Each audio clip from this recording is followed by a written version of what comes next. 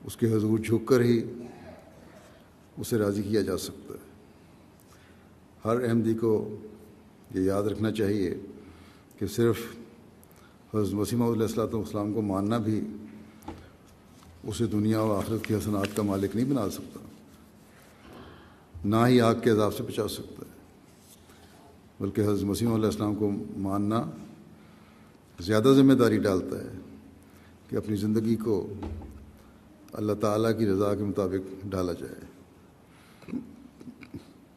حضرت مسیح علیہ السلام ایک جگہ فرماتے ہیں کہ یاد رکھو، نری بیعت سے کچھ نہیں ہوتا۔ اللہ تعالیٰ اس رسم سے راضی نہیں ہوتا جب تک حقیقی بیعت کے مفہوم کو ادا نہ کرے، اور اس وقت تک یہ بیعت نہیں، نری رسم ہے۔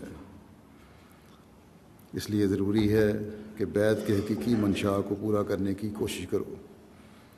اور حقیقی منشا کیا ہے؟ فرمایا یعنی تقوی اختیار کرو، قرآن شریف کو خوب غور سے پڑھو اور اس پر تدبر کرو اور پھر عمل کرو، کیونکہ سنت اللہ یہی ہے کہ اللہ تعالیٰ میرے اقوال اور باتوں سے کبھی خوش نہیں ہوتا، بلکہ اللہ تعالیٰ کی رضا حاصل کرنے کے واسطے ضروری ہے کہ اس کے احکام کی پیروی کی جاوے اور اس کے نواہی سے بچتے رہو۔ جن باتوں سے اس نے روکا ہے ان سے بچو۔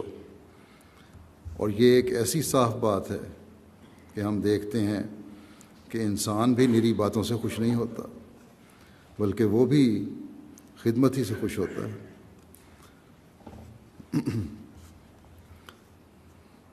سچے مسلمان، آپ فرماتے ہیں کہ سچے مسلمان اور جھوٹے مسلمان میں یہی فرق ہوتا ہے کہ جھوٹا مسلمان باتیں بناتا ہے، کرتا کچھ نہیں، اور اس کے مقابل پر حقیقی مسلمان عمل کر کے دکھاتا ہے، باتیں نہیں بناتا۔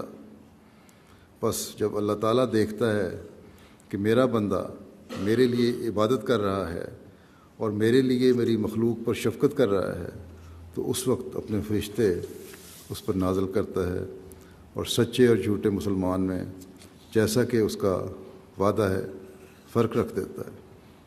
بس ہم میں سے ہر ایک کا فرض ہے کہ وہ سچا مسلمان بننے کی کوشش کرے۔ یہ جو دنیا کی حسنات اور نعمتیں ہیں ان سے فائدہ اس لیے اٹھائے کہ یہ آخرت کے حسنات کا وارث بنانے والی ہوں۔ ہم اپنی باتوں کے حق ادا کرنے والے بنیں۔ دین کی وجہ سے بامر مجبوری جو ہمیں اپنے ملکوں کو چھوڑنا پڑا ہے، تو یہاں آ کر پھر اس پر دینی تعلیمات پر عمل کرنے کا حق ادا کرنے والے بنیں۔ اللہ تعالیٰ سب کو اس کی توفیق عطا فرمائے۔